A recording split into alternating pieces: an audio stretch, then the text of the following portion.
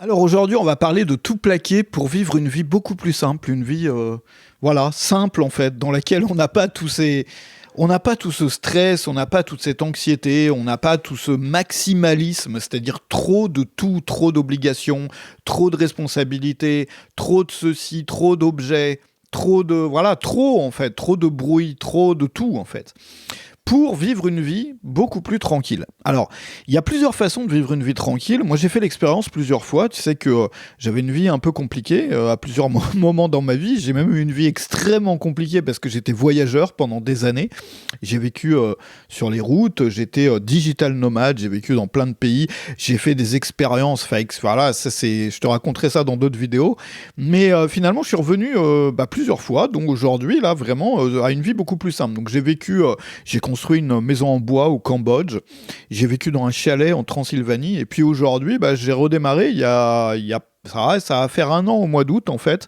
Une nouvelle vie ici, dans les collines. Je suis en Europe de l'Est, je suis en train de retaper une maison. Je vis avec 11 animaux, 7 chiens et 4 chats. Alors ouais, ça fait des responsabilités, ouais, il y a des trucs à faire. Mais finalement, c'est pas les mêmes choses que les choses que je faisais avant, c'est pas les mêmes choses qu'on fait en ville, c'est pas les mêmes choses. Et aujourd'hui, on va parler de ça. Je sais qu'il y a beaucoup de gens qui pensent à ça, qui rêvent de ça, qui se disent est-ce que cette vie-là, elle serait pour moi, qui regardent des vidéos, peut-être tu regardes des vidéos un peu parfois de nature, de gens qui vivent, je sais pas, dans une cabane dans la forêt, ou qui ont tout plaqué, ou qui ont plaqué un métier finalement qui était pas cohérent avec leurs valeurs ou qui était pas aligné avec qui ils voulaient être vraiment ou voilà qui les rendait pas heureux, dans lequel ils trouvaient pas de sens finalement pour se recentrer sur quelque chose de plus simple. Alors, la première chose à savoir, c'est que finalement, cette vie-là, elle est pas. Faut pas croire en fait que. Tu vois, beaucoup de gens, ils se disent voilà, je vais bouger à la campagne, comme ça je serai au calme, j'ai regardé les petites fleurs toute la journée, j'aurai que ça à faire. Bon, en fait, tu as beaucoup plus de choses à faire, enfin que les choses soient claires, c'est-à-dire que c'est même tout l'intérêt de la chose, c'est de se reconnecter à la nature et de faire des choses saines. C'est-à-dire que quand on est dans un appartement et qu'on est un peu isolé du monde, qu'on peut commander à manger sur une application, que tu vois, en fait, on n'a rien à faire par soi-même. Hein. On n'a rien à faire par soi-même, si, évidemment, tu fais des trucs par toi-même. Mais ce que je veux dire, c'est que, voilà, t'es pas... par exemple, tu ouvres le robinet, il y a de l'eau qui coule. Voilà, moi, j'ai un puits. Voilà, il y avait... Au début, j'étais avec un seau d'eau pour me laver. Aujourd'hui, il y a une pompe. Bon, la pompe, elle est tombée en rade déjà une fois, en l'espace de quelques mois.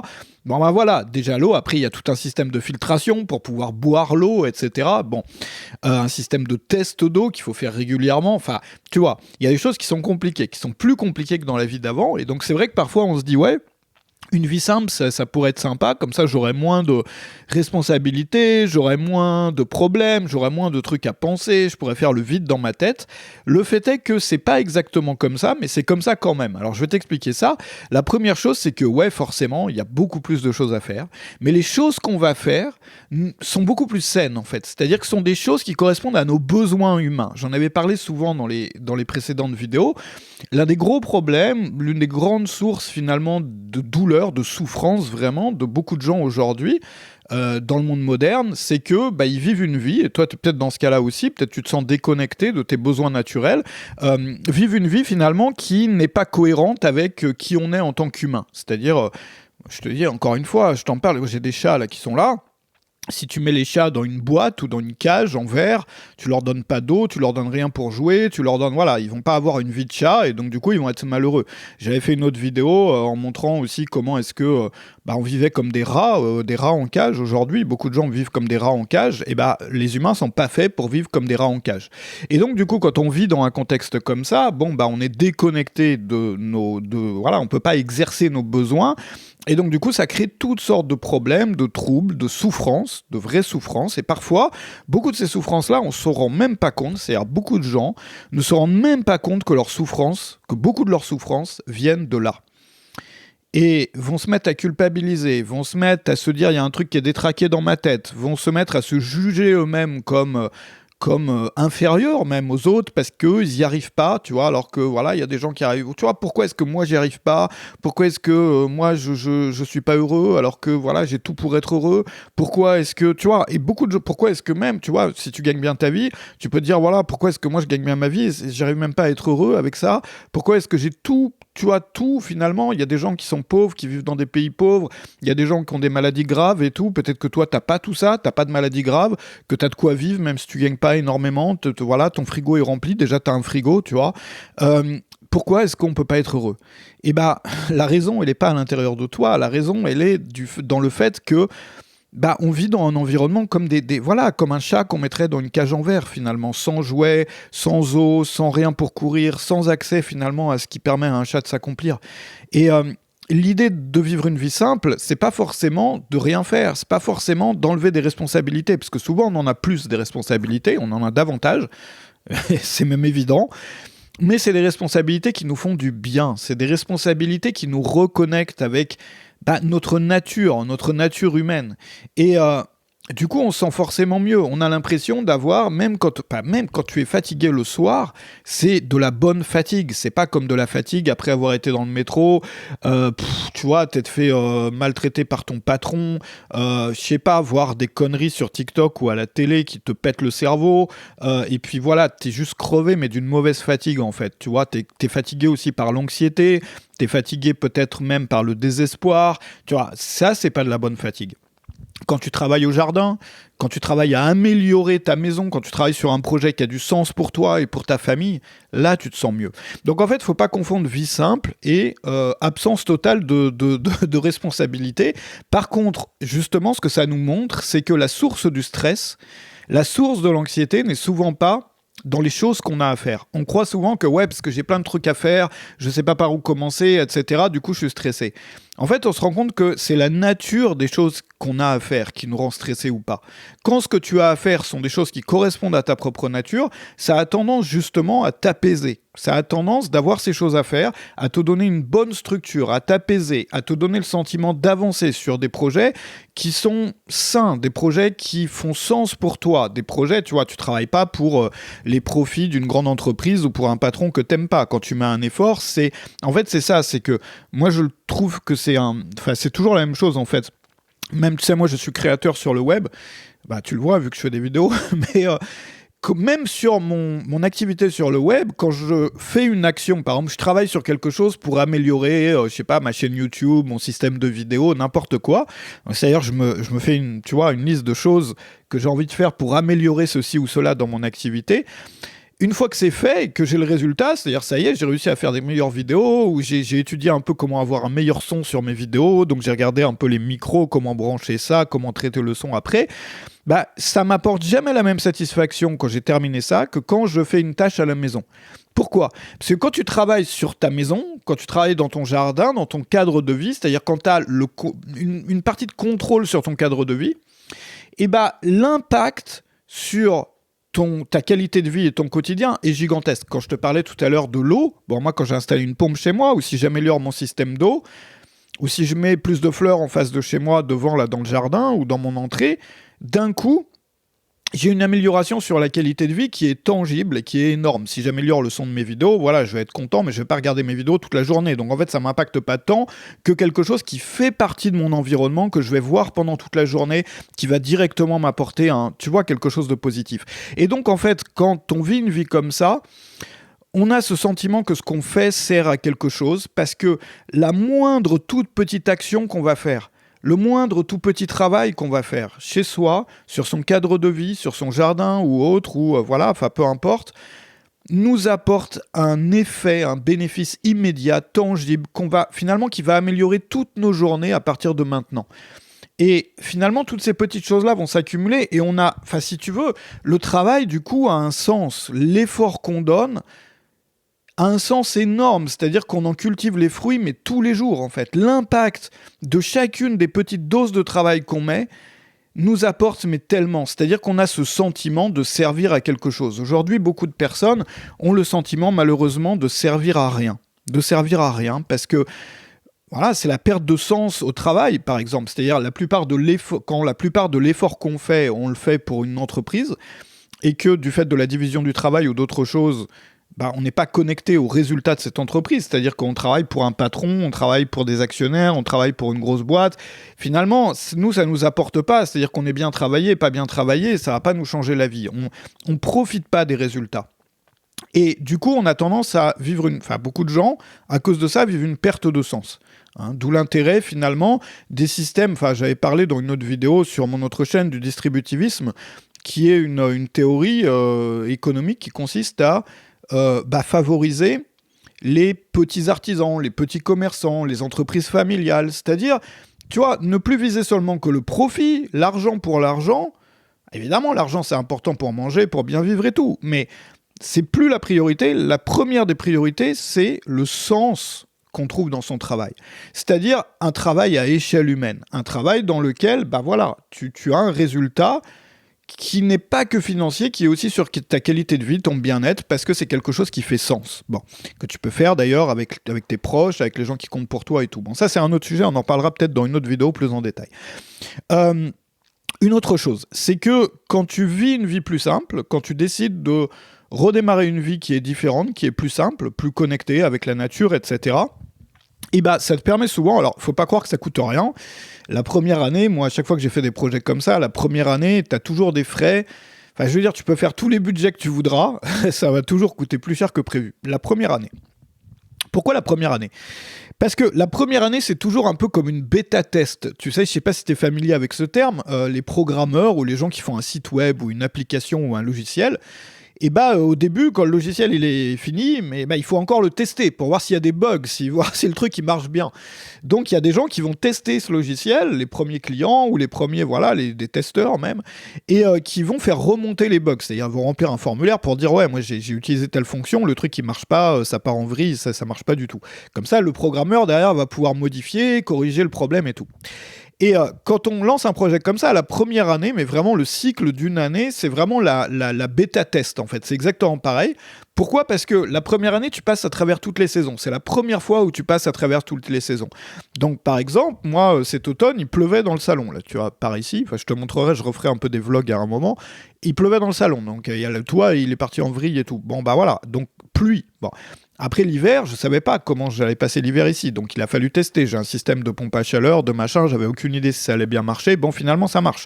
Mais j'ai eu des problèmes quand il y a eu des coupures d'électricité. Donc pour l'année prochaine, je prévois une alternative pour quand il y a des coupures d'électricité, etc., etc. C'est-à-dire que tu passes à travers toutes les saisons, la première année va te coûter cher. Mais après ça, finalement, ta qualité de vie n'est plus indexée sur tes dépenses. Moi, je trouve qu'il y a quelque chose qui, beaucoup de gens, en fait, pensent... Moi, je suis entrepreneur, donc je peux t'en parler. Beaucoup de gens, surtout quand ils sont dans l'entrepreneuriat, pensent que plus tu gagnes, plus tu dépenses. L'objectif, c'est de gagner beaucoup pour dépenser beaucoup, pour avoir une meilleure vie. Donc, en gros, cette illusion ou cette croyance selon laquelle plus on dépense, plus on est heureux. Si tu fais ça, en fait, c'est même pas ça qui va se passer. Oui, peut-être le regard des autres, t'as ton statut. Si pour toi, le statut social, c'est important, quand tu vis dans un champ comme moi, le statut social, tu t'en fous un peu. C'est pas parmi les priorités. Au contraire, justement, moi, je trouve que c'est important d'apprendre à se libérer de ça. On en reparlera dans d'autres vidéos. Mais finalement, qu'est-ce qui se passe ? Quand tu veux gagner un maximum pour dépenser un maximum, tu génères de l'anxiété. Et il y a beaucoup d'entrepreneurs qui sont ultra anxieux parce qu'ils ont peur, c'est-à-dire qu'ils sont habitués à un niveau de vie super élevé, et donc ils vivent dans la peur que les chiffres de leur entreprise baissent, en fait, de leur activité baisse, que il se passe. Et dès que ça commence à baisser un tout petit peu pendant 2 jours, ils ont une boule au cœur, au ventre, ils sont dans la panique, en fait. Parce que ça veut dire que toute leur vie est en péril. Ils vont pas pouvoir maintenir les mêmes conditions de vie. Alors que quand tu as trouvé un moyen de vivre qui te rend heureux, et qui te demande pas des dépenses, sauf la première année, encore une fois, mais qui, tu vois, par exemple, toi, tu gagnes ça, et ce que tu dépenses, il est là. Et là, mais t'as une paix intérieure, c'est vraiment, une sérénité, en fait, parce que peu importe ce qui se passe, si tu es salarié, et que si tu perds ton boulot, t'auras le temps d'en trouver un nouveau, même si c'est difficile aujourd'hui, mais tu seras moins anxieux que quelqu'un qui dépense tout. Si tu as, souvent, les personnes qui se lancent dans un projet de vie comme ça vont avoir une activité, donc soit sur place, type gîte rural, etc., ou organiser des stages de jardinage ou j'en sais rien, soit une activité en ligne en fait. Moi c'est ce que je fais. et tu peux bosser pépère tranquillement en fait, parce que tu sais que si ça baisse, si ça remonte, s'il se passe un truc, s'il se repasse un autre machin, si, je sais pas, t'as une période ou une année un peu plus difficile pour toi, ou pendant laquelle t'as besoin de prendre un certain recul, ou même t'es malade, ou t'as d'autres priorités, t'as besoin de te reconnecter sur, je sais pas, d'autres choses, et t'as zéro souci, t'as cette sérénité-là en fait. Et alors évidemment, voilà, enfin, ce que je veux dire, c'est que évidemment, tu as besoin d'argent. Mais le fait de ne pas indexer son bonheur, ou tu vois, de ne pas voir la courbe de comment je vais être heureux en fonction de la courbe de combien je dépense, c'est une énorme libération. Et en fait, c'est vraiment ça qui permet d'être heureux parce qu'on est serein, en fait. Et encore une fois, moi, je te dis, je l'ai vécu, donc je le sais. Tu peux discuter avec des gens qui ont vécu ça, tu vas le voir. C'est que c'est vraiment une illusion. En fait, beaucoup de gens courent après le bonheur et en fait le truc après lequel ils courent va créer l'inverse du bonheur. Et souvent c'est une énorme déception. Il y a des gens qui perdent complètement tout sens à leur vie en fait quand ils se rendent compte de ça. Parce que tu cours après un truc en croyant que ça allait t'apporter le bonheur, tu fais beaucoup de sacrifices pour ça, tu mets beaucoup de travail parfois pendant une grosse partie de ta vie, et une fois que tu as atteint le truc, tu te rends compte, en fait non, ça me rend pas heureux, le truc me rend encore plus anxieux qu'avant. Donc ça veut dire que j'ai passé toutes ces années à faire des sacrifices pour rien, à bosser pour rien et tout, et ça peut vraiment te retourner le cerveau, donc c'est dangereux en fait. Et vivre une vie plus simple te permet d'avoir cette sérénité-là, sauf évidemment la première année, sauf évidemment, bien sûr, il faut trouver un moyen de gagner sa vie, etc.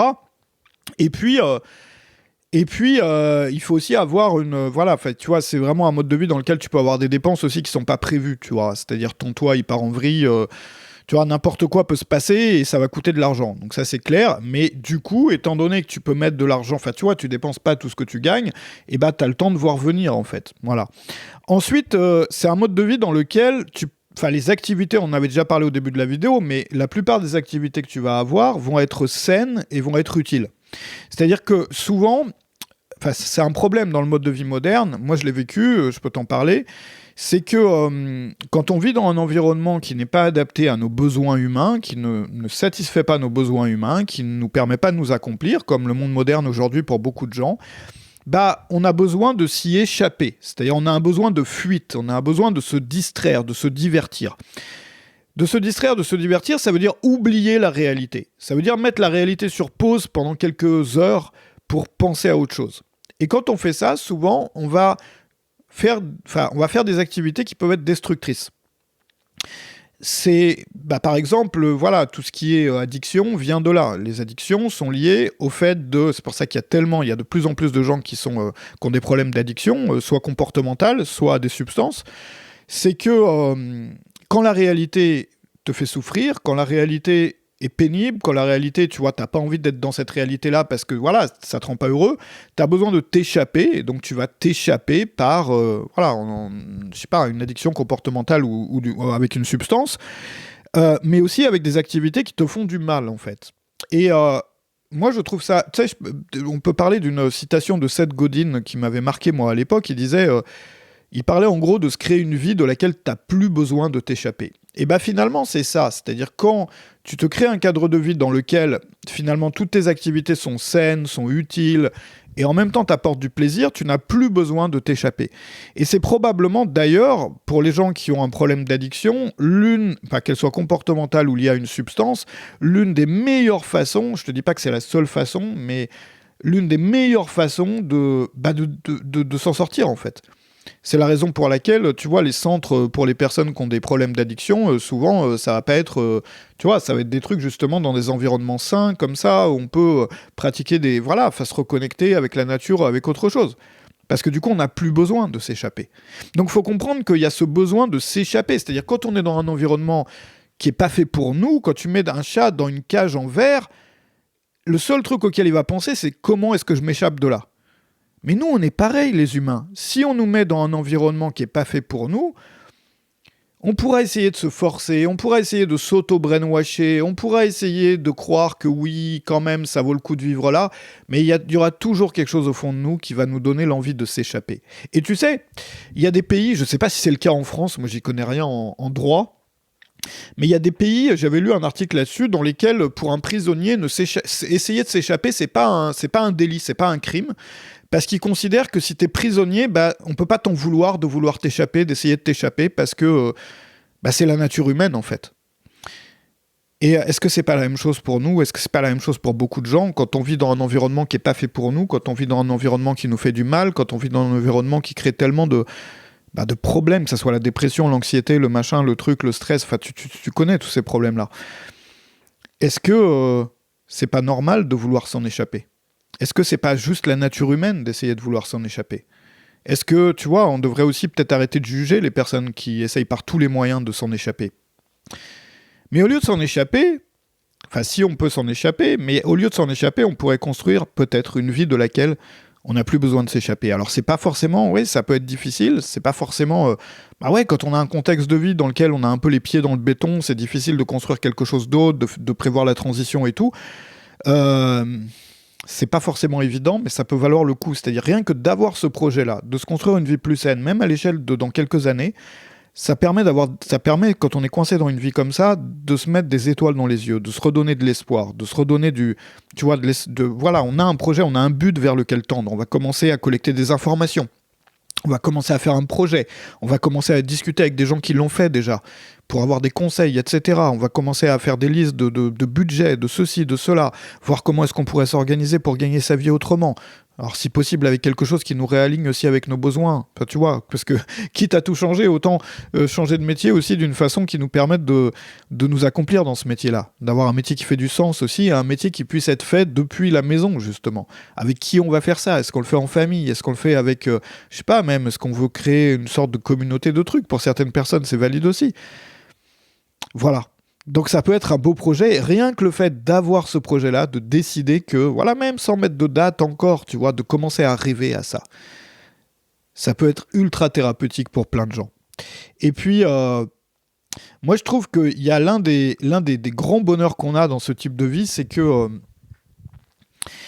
c'est d'apprendre à... Finalement, t'es obligé d'apprendre à te contenter de trucs qui parfois marchent pas, sont tout pourris, tu vois, sont pas parfaits en fait. Parce que on a un peu cette addiction aujourd'hui dans le monde moderne de tout vouloir maximaliser. C'est-à-dire le truc doit être parfait. Alors tu sais, moi il y a une philosophie que j'aime bien. Enfin une philosophie, c'est une façon d'approcher l'art et la beauté en fait, qui vient du Japon, qui s'appelle le Wabi Sabi. J'ai 2 bouquins là-dessus, ça m'avait fasciné. J'ai acheté j'avais acheté 2 bouquins là-dessus, c'est fascinant.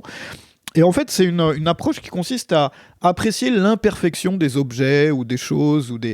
C'est-à-dire s'il y a une fissure, tu vois, par exemple, typiquement, tu vas avoir un bol ou un vase avec une fissure, et donc la fissure va faire partie du truc. Et moi, je me rends compte, par exemple, de ces appartements ou de ces maisons toutes neuves avec des murs tout blancs, tout lisses. Je sais, parce que j'avais rénové un appart comme ça il n'y a pas longtemps. Et en fait, le fait d'avoir des murs tout blancs, tout lisses, parfaits, en fait, ou des sols parfaits, te font vivre dans l'anxiété que le machin se salisse ou d'avoir une rayure ou un truc, tu vois. Et donc du coup, ça engendre du stress que ton environnement soit parfait, que ton mur soit parfait, que ton sol soit parfait, que tes meubles soient parfaits. Et il y a des approches, par exemple, si tu as un intérieur qui va être plus rustique ou plus avec des... Voilà, tu vois, qui accueille et qui intègre l'imperfection, et bah t'es plus du tout stressé de rayer le truc, t'es plus du tout stressé même d'avoir une petite fissure, je te parle pas d'une fissure où ta maison va s'écrouler, mais d'avoir un petit truc cassé, d'avoir une porte qui grince, en fait, c'est même positif, ça fait partie de l'atmosphère chaleureuse, accueillante. Et pourquoi est-ce que on trouve un environnement plus chaleureux lorsqu'il est imparfait? Je te parle par exemple, t'imagines un chalet en bois avec, voilà, le truc est imparfait, tu vois, les murs sont pas tout droits, tout lisses, non, c'est un peu penché, c'est pas très droit. On a tendance, la plupart des gens, à trouver ça plus chaleureux qu'un truc blanc, aseptisé, parfait, sans rayures, sans rien. Pourquoi? Peut-être parce que l'imperfection nous fait nous sentir bien, parce que l'imperfection, ou en tout cas le fait d'intégrer et d'accueillir l'imperfection, nous apaise. Parce qu'on n'a plus besoin d'être anxieux, c'est-à-dire on n'a pas peur de rayer le truc, on n'a pas peur, tu vois, on n'a plus ce besoin de contrôle sur les choses. Et à la campagne, bah, c'est quelque chose que tu vis au quotidien, ça, finalement. Parce que tu es obligé d'accepter l'imperfection. Au début, parfois, ça t'emmerde un peu, parce que tu dis, ouais, voilà. Et puis, au bout d'un moment, tu dis, ouais, mais en fait, c'est génial, ça fait partie du truc. Et en l'acceptant et en l'accueillant, je vis une vie meilleure, parce que j'ai pas besoin d'être anxieux. Voilà. Alors, si tu veux voir d'autres vidéos, parce que maintenant, j'en crée régulièrement sur cette chaîne, sur ce type de sujet, 2 choses, tu peux t'abonner à la chaîne YouTube, activer les notifications, et tu peux aussi, dans la description, il y a un lien qui te permet de t'inscrire à la mailing list, donc pour recevoir une notification par email à chaque fois qu'il y a une nouvelle vidéo. Donc n'hésite pas, comme ça tu es sûr de ne pas rater les prochaines vidéos. Et donc je te retrouve après-demain normalement pour une autre vidéo. Un grand merci à toi d'avoir été là avec moi. Bah, j'espère que cette vidéo elle aura pu t'inspirer à... Mais même si toi tu as une vie dans laquelle effectivement tu as l'impression un peu d'être comme un peu dans un oiseau en cage, et bah déjà rien que de rêver ou de planifier ou de penser à... Voilà, vivre une vie dans laquelle tu peux t'accomplir, où tes besoins humains peuvent vraiment, tu vois, enfin voilà, qui est cohérente, qui est alignée avec tes besoins. Rien que le fait de commencer à y rêver, ça va te mettre des étoiles dans les yeux. Tu sais que rien que le fait de planifier un objectif ou quelque chose comme ça, ou un beau projet comme ça, nous rend déjà heureux. Et parfois, ça nous rend même plus heureux qu'au moment où on a enfin réalisé le truc. Je sais pas si ça t'est arrivé par le passé, quand tu prépares des vacances. Même rien que le fait de les préparer, ces vacances, de les planifier, d'aller faire des recherches et tout, ça te rend déjà heureux en fait. Voilà. Et puis c'est gratuit de faire ça. Et puis quand tu commences à planifier, bah, tu as beaucoup plus de chances de vraiment réaliser la chose, que tu as vraiment beaucoup plus de chances que ça se réalise en fait. Donc moi je te propose ça, je te retrouve dans la prochaine vidéo. Un grand merci à toi, salut chez toi.